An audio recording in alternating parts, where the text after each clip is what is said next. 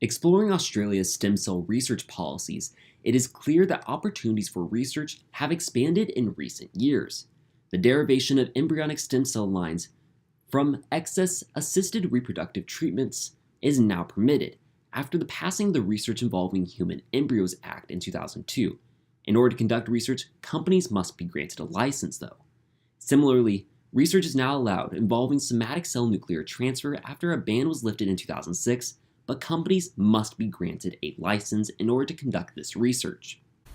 In regards to Australia's policy in terms of religious or traditional influences, Australia has a firm standing in a separation of church and state. Thus, in the face of religious controversy, they have a more relaxed stem cell policy, even more relaxed than the United States, in that therapeutic cloning is allowed, with the specification that the embryo must be discarded within 2 weeks.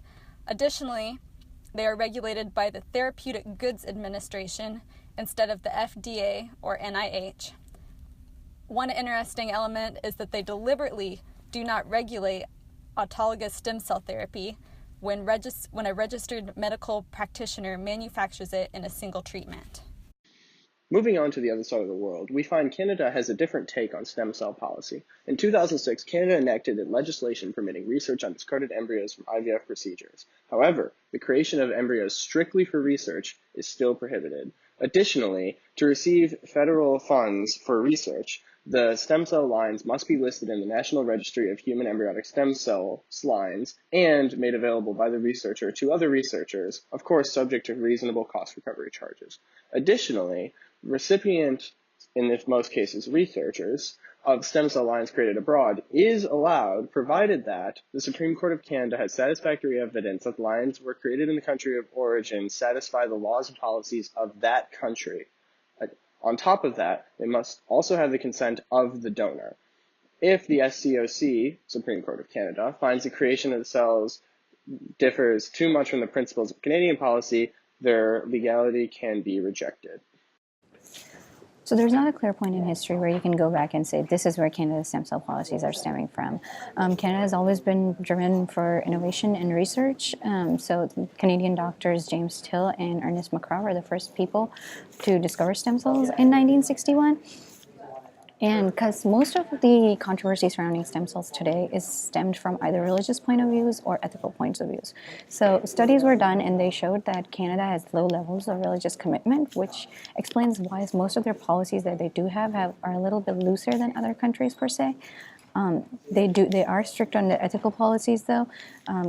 They have a statement called the Tri-Council Policy Statement, which basically is their ethical guidelines of what they can and cannot do with human gametes, embryos, fetuses, etc.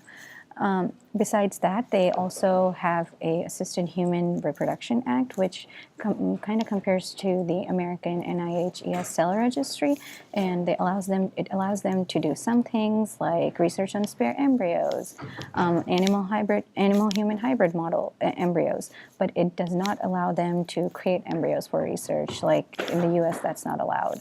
It does not allow cloning. It does not allow creation of embryos without the donor consent.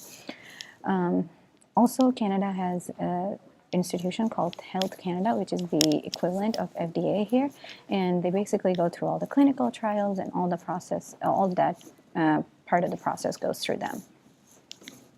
Now that Canada has been addressed, the stem cell policy of Japan may be examined. Japan is a leading country in the field of stem cell research, pioneering the first induced pluripotent stem cell technology. Their need to remain one of the leading countries in stem cell research leads to a relatively liberalized stem cell policy.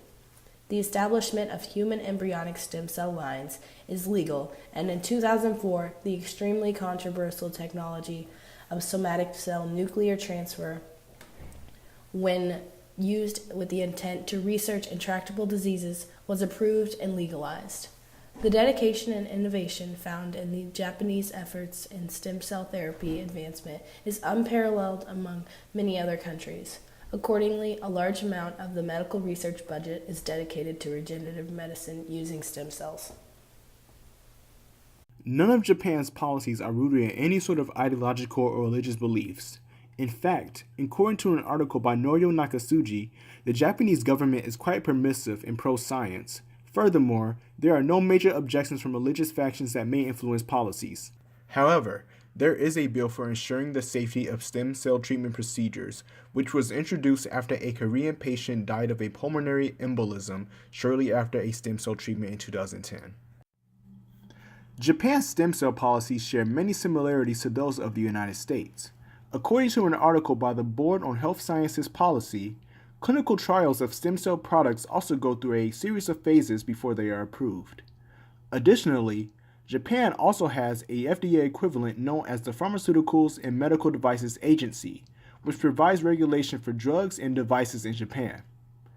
A new approval process for embryonic stem cell therapy is currently being considered, which may create earlier patient access to stem cell cellular therapy products. You can view this process in the image below. Now that you have an overall understanding of Japan's stem cell policies, we will now transition to Brazil's stem cell policies. For Brazilian stem cell research, it is now permitted to derive new embryonic stem cell lines. However, it is still not permitted to create embryos for research purposes. Additionally, in Brazil, the Catholic Church has a lot of influence. It recently brought a case to the Brazilian Supreme Court to reinstate the ban on stem cell research. However, the Church ultimately lost, but still retains influence through the governing body for stem cell research. This governing body recently did not allow many projects to go through at all, and of those projects, very few were focusing on embryonic stem cells. This may be due to several members of the board being Catholic priests, making it very controversial. In addition, there is much more public money than private money involved in Brazilian stem cell research. Part of this is due to the small amount of interaction with industry. Additionally, there's lots of red tape involved with importing scientific resources from out of the country.